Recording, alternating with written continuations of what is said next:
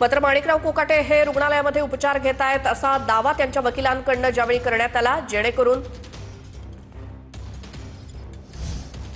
ही अटक टळली जावी, मात्र तो काही प्रयत्न सफल होताना दिसत नाही। आणि आता एक मोठी बातमी, नॅशनल हेराल्ड प्रकरणी न्यायालयानं ईडीची तक्रार फेटाळलेली आहे। एक मोठी बातमी, राजकीय सूडबुद्धीचा आरोप करत काँग्रेसनं धडक मोर्चा काढलेला आहे। सोनिया गांधी, राहुल गांधी यांच्या समर्थनार्थ काँग्रेसचे कार्यकर्ते आक्रमक झालेत आणि मुंबई काँग्रेसचा ईडीच्या कार्यालयावरचा हा धडक मोर्चा आपण सध्या बघतोय।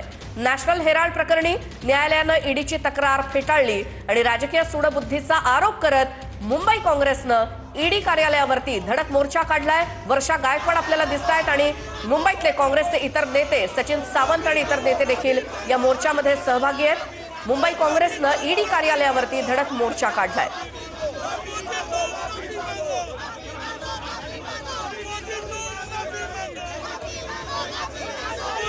या संदर्भात माहिती आपण घेऊयात। आमचे प्रतिनिधी सुनील जाधव आपल्या सोबत जोडले गेलेत। सुनील, काँग्रेसच्या आजच्या मोर्चा संदर्भात काय माहिती? अगदी बरोबर आहे। आपण पाहू शकता सध्या ही दृश्य जी आहेत ती बरळी ईडी कार्यालयाबाहेर आहेत, ज्या ठिकाणी काँग्रेस पदाधिकारी, कार्यकर्ते व खासदार वर्षा गायकवाड यांच्या नेतृत्वात हा मोर्चा निघालेला आहे। एकंदरीत पाहिलं तर या ठिकाणी ज्या पद्धतीने ईडीने जी तक्रार केली होती न्यायालयाने फेटाळली आणि त्यानंतर कुठेतरी सोनिया गांधी असेल, राहुल गांधी असेल यांना दिलासा मिळाला।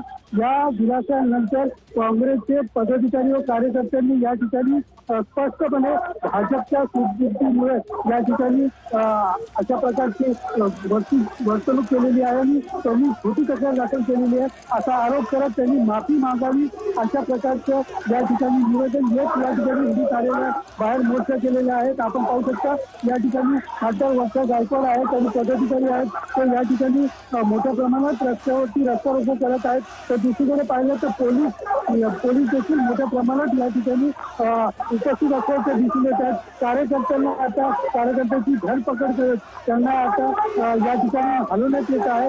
एकंदरीत हा पुन्हा जो वरळीचा मार्ग आहे पूर्णपणे बंद पडलेला आहे। आपण पाहू शकता या ठिकाणी ठिय्या आंदोलन देखील सुरू झालेलं आहे। ज्या प्रकारे आक्रमक सुनील, धन्यवाद या माहितीसाठी। तर काँग्रेसचे कार्यकर्ते, नेते, पदाधिकारी आक्रमक झालेत, ईडीच्या कार्यालयावरती धडक मोर्चा घेऊन आलेत, मात्र पोलीस त्यांना अडवतायत।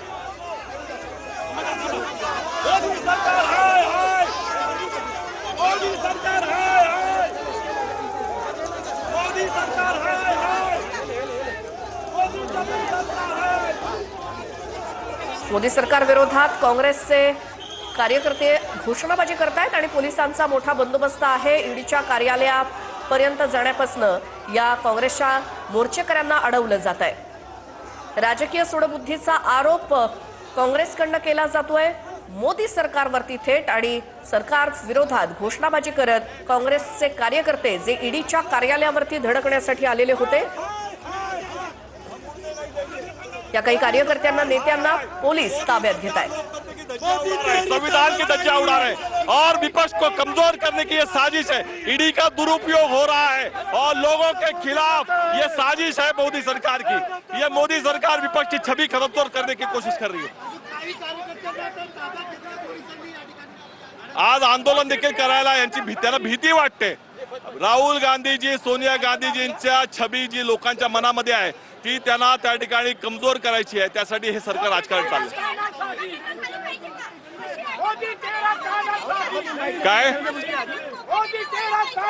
नाही काय आहे आता कोकाटेंवरती अशी कारवाई नाही, कोकाटेंवर राजगद्दी आहे, त्यांना लाल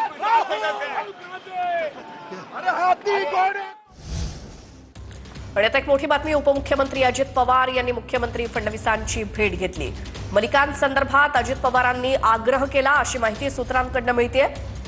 मुख्यमंत्री देवेंद्र फडणवीस यांना देखील मलिकांचं नेतृत्व मान्य नाही आणि महायुतीमध्ये भाजप आणि शिंदे सेनेला मलिकांचं नेतृत्व मान्य नाही, त्यामुळे मलिक असतील तर सोबत लढणार नाही अशी भाजपची भूमिका वारंवार आशिष शेलार स्पष्ट करतायत।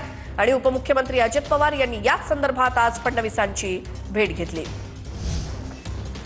आता बीएमसी साठी महायुतीत जायचं की नाही याचा निर्णय घेऊ असं मोठं विधान अजित पवार यांचं। बीएमसी निवडणुकी संदर्भात ज्येष्ठ मंत्री आहेत, तुमच्या पक्षाचे ज्येष्ठ आमदार आहेत माणिकराव कोकाटे, सदनिका घोटाळा प्रकरणात ते आता अडचणीत आलेले आहेत. अटक वॉरंट जारी झालेली आहे. नक्की पक्षाची काय भूमिका आहे? कारण की विरोधी बाकावरचे सगळेजण म्हणतात की माणिकराव कोकाटे यांचा राजीनामा हा घेणं बंधनकारक आहे. कारण की कोर्टाने जो निर्णय दिलेला आहे, कोर्टाच्या निर्णयामध्ये जनरली असं असतं की 8 दिवसाची मुदत जनरली हायकोर्टामध्ये जायसाठी देत असतात, परंतु या ऑर्डरमध्ये ती अशी मुदत न दिल्या गेल्यामुळं थोडीशी अडचणी निर्माण झालेल्या आहे. परंतु जे काही आहे ते लिगली आमचे सर्व मंत्री महोदय आणि पार्टी त्यांच्या लिगल आपल्याला काय करायला पाहिजे या संदर्भात चर्चा करत आहे आणि लिगली त्याच्यावर मार्ग 100% निघेल आणि पार्टी त्यांच्या पाठीमागे 100% आहे. एखादी घटना अनावधानाने कधी घडली असली पूर्व काळामध्ये तर त्याचा इम्पॅक्ट आजच्या राजकारणावर होऊ शकत नाही. पार्टी त्यांच्यासोबत 100% खंबीरपणे उभी.